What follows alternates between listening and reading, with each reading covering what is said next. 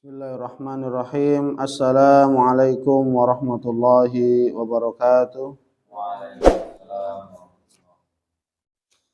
Alhamdulillahirabbil alamin wa bihi nasta'in ala umuri dunya waddin.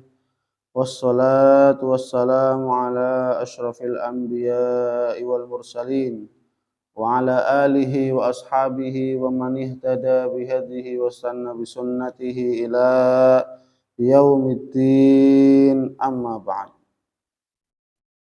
Mari kita awali majelis ilmu ini dengan baca doa talabul ilmi. Bismillahirrahmanirrahim. Rabbi zidni ilm.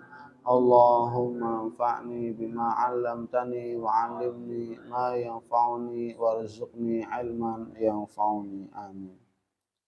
Para santri, muslimin muslimat dan para hamba Allah sekalian, ya, semoga kita semuanya senantiasa diberikan hidayah oleh Allah, diberikan keistiqomahan oleh Allah, dan diberikan kesehatan, keselamatan dunia akhirat, dan senantiasa diberkahi oleh Allah Subhanahu wa taala. Amin amin rabbal alamin.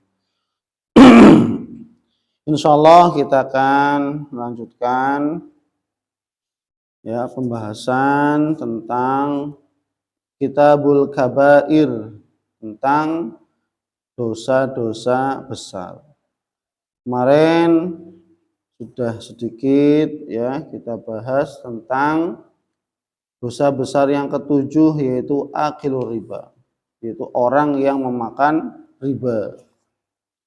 Adapun sekarang insyaallah dosa besar yang ke-8, yaitu memakan harta anak yatim secara zalim, aklu malil yatim zulman, atau bizulmin, memakan harta anak yatim secara zalim.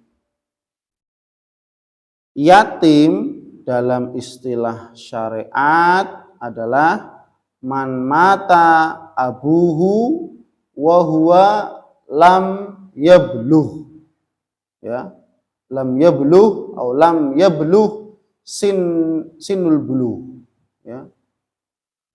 disebut anak yatim adalah anak yang man mata abuhu aw waliduhu, anak yang ditinggal mati oleh bapaknya. Jadi anak yatim, pengertian anak yatim baik laki-laki maupun perempuan, yaitu anak laki-laki ataupun perempuan yang ditinggal mati oleh bapaknya wa huwa lam yablugh, sedangkan anak tersebut itu belum usia baligh. Taruhlah usia baligh anak-anak sekarang 15 tahun. Taruhlah meskipun di bawah itu juga sudah ada yang baligh, umur 10 tahun, 11 tahun mungkin, 12 tahun. Itu mungkin sudah baligh. Laki-laki dengan tanda-tandanya mimpi basah, perempuan dengan tanda-tandanya adalah haid. Ini namanya tanda bulugh, kedewasaan dalam pandangan Islam. Maka itu yang disebut dengan anak yatim. Nah, bagi mereka orang-orang yang mengurusi anak-anak yatim, mengurusi harta anak yatim, atau mengurusi mengumpulkan donasi untuk kebutuhan anak yatim dan seterusnya, atau mengatasnamakan anak yatim, maka di sini harus adanya kehati-hatian. Adanya kehati-hatian yang perlu diperhatikan.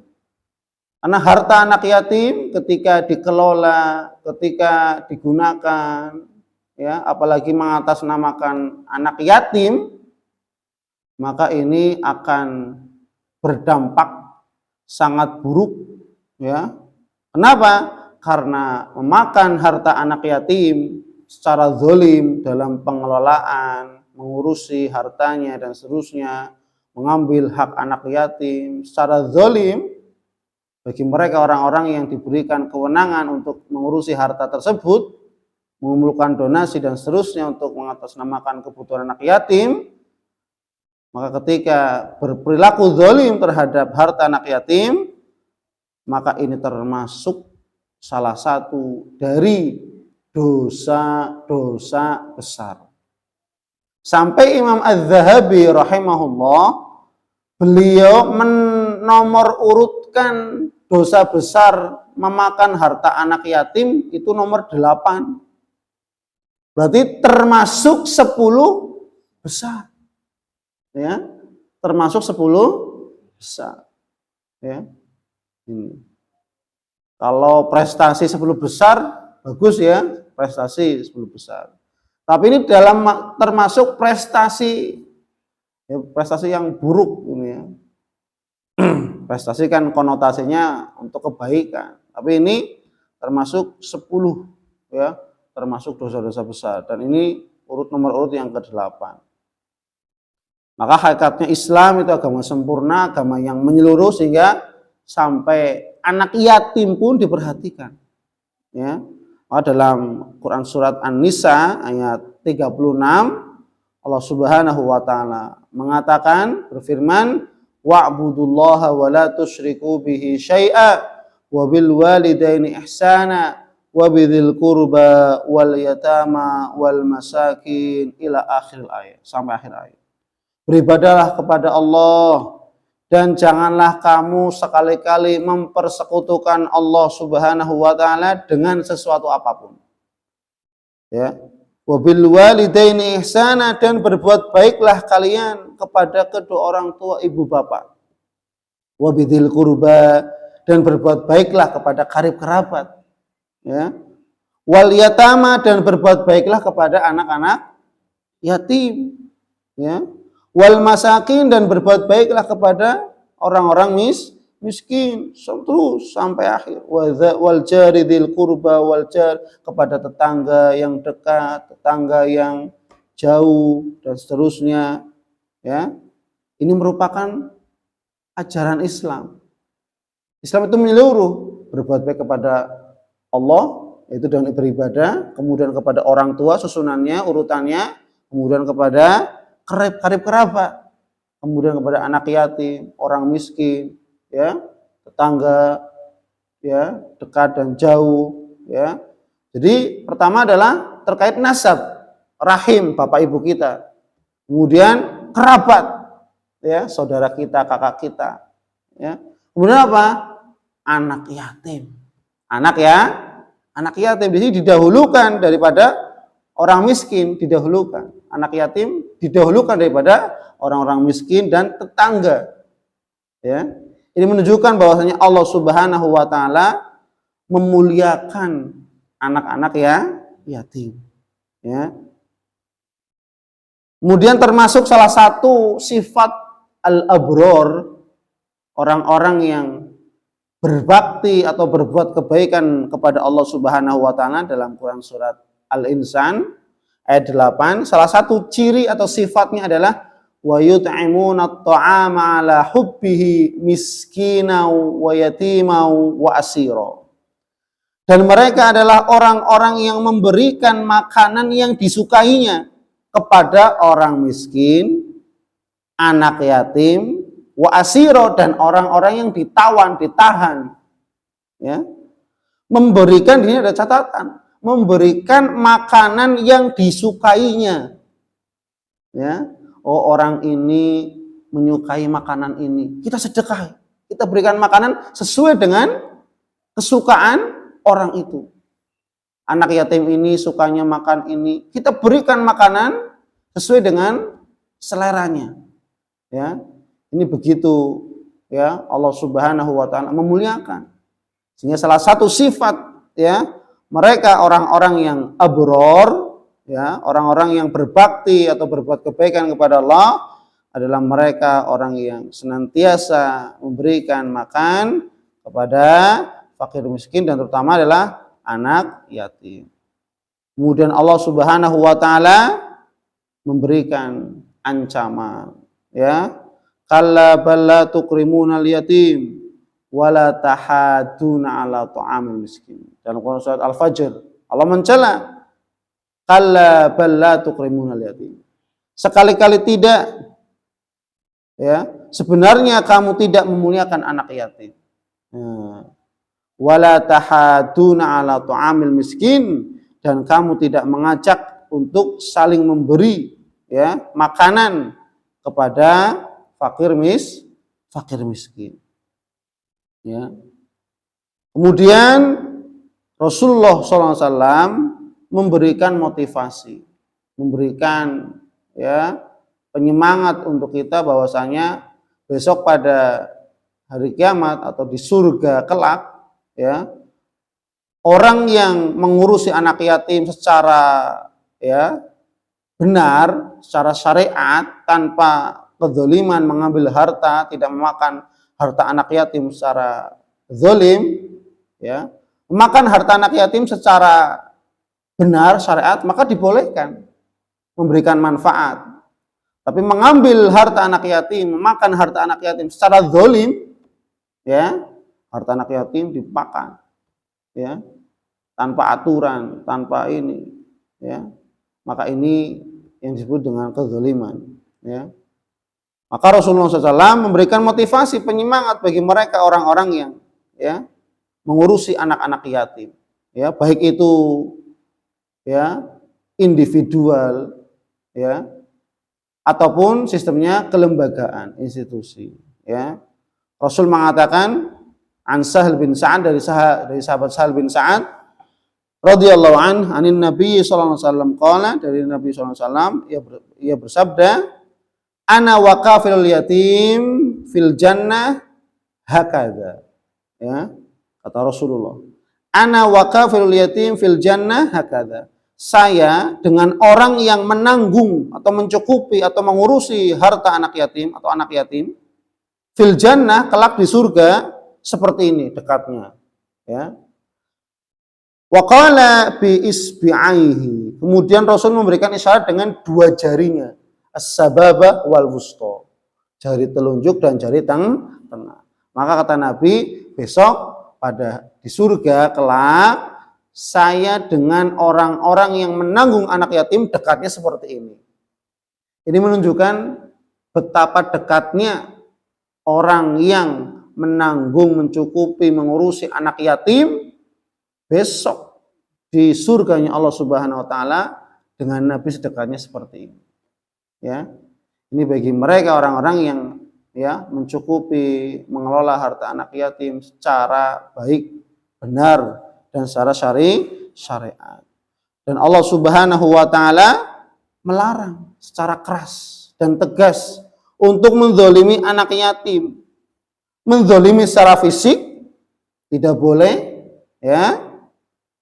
Sebagaimana Allah taala berfirman dalam Quran surat Duha, fa ammal yatima fala taqhar, ya. Sebab itu terhadap anak-anak yatim fala taqhar, janganlah kamu berperilaku sewenang-wenang. Loh, menzalimi hati anak yatim, mengejek, menghina, membuli, bahkan menampar, mungkin memukul, ya. Ini tidak boleh, ya. Termasuk apa? Memakan harta anak yatim. Misalkan anak yatim ini punya warisan harta banyak, kemudian saudara-saudaranya, ya, mengambil hartanya, ya, menyisakan sedikit hanya untuk hidupnya saja, mengambil hartanya, dibawa pergi, maka ini yang termasuk terkena ancaman dosa besar, ya. Itu. Kemudian Allah Subhanahu wa taala berfirman, ya, dalam Quran, ya, surat An-Nisa ayat 10, Allah taala mengatakan, innal ladzina yaquluna amwalal yatama zulman innama yaquluna fi butunihim nara wa sayaslawna sa'ira. Innal ladzina yaquluna, sesungguhnya mereka orang-orang yang memakan, senantiasa memakan, ya, amwalal yatama zulman. Harta anak-anak yatim zulman secara zolim, ya, secara zolim. Secara zolim berarti apa? Keluar dari aturan syariat, ya. Zolim kan secara bahasa menempatkan sesuatu bukan pada tempatnya, ya, mengerjakan pekerjaan tanpa aturan, itu kezaliman, ya. Innama yaquluna fi butunihim naro. Sesungguhnya mereka hakikatnya telah memakan api, ya, yang dimasukkan ke dalam perut-perut mereka. Jadi ibaratnya itu ketika orang yang mengurusi harta anak yatim kemudian mengelolanya dengan kezaliman, ini ya, dengan kezaliman, ya, dengan cara yang zalim, maka hakikatnya dia sama saja memakan bara api neraka, ya, sehingga apa? Perutnya penuh. Wa sayaslauna sa'ira, dan dia akan dimasukkan ke dalam api neraka yang menyala-nyala. Nauzubillah min dzalik, ya. Kemudian berikutnya Allah Ta'ala berfirman dalam surat Al-An'am ayat 152, ya, wala taqrabu malal yatimi illa billati hi ahsan hatta yablugha asyuddah.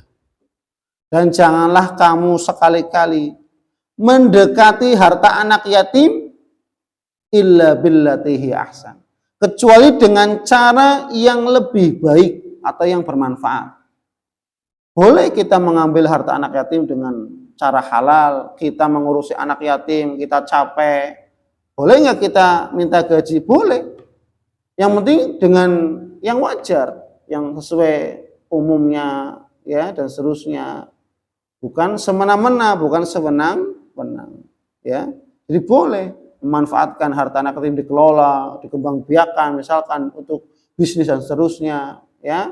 Tapi syaratnya tadi jangan sampai mengambil harta anak yatim dengan kezaliman, ya. Karena Allah Maha mengetahui. Kemudian Rasulullah SAW juga bersabda, ijtanibu sab'al mubiqat. Jauhilah 7 perkara yang paling membahayakan. Ya, 7 perkara dosa besar yang paling membahayakan.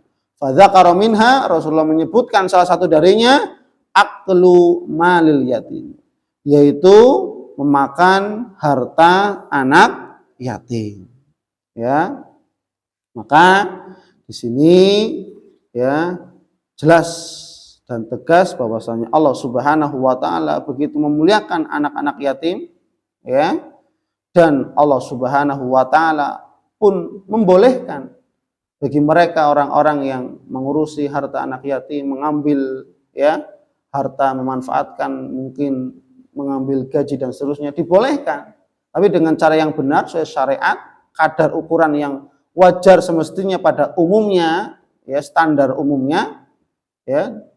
Dan sebaliknya begitu juga Allah Subhanahu wa taala melaknat, bahkan, ya, memberikan ancaman yang sangat keras, ya, wasayaslauna sa'ira, akan dimasukkan ke dalam api neraka yang menyala-nyala manakala ketika memanfaatkan harta anak yatim, menggunakan, mengelola dengan cara kezaliman, apalagi hanya sifatnya untuk memperkaya pribadi semata. Na'udzubillah min dzalik. Semoga kita senantiasa dilindungi dari sifat-sifat rakus, tamak, bakhil dan seterusnya.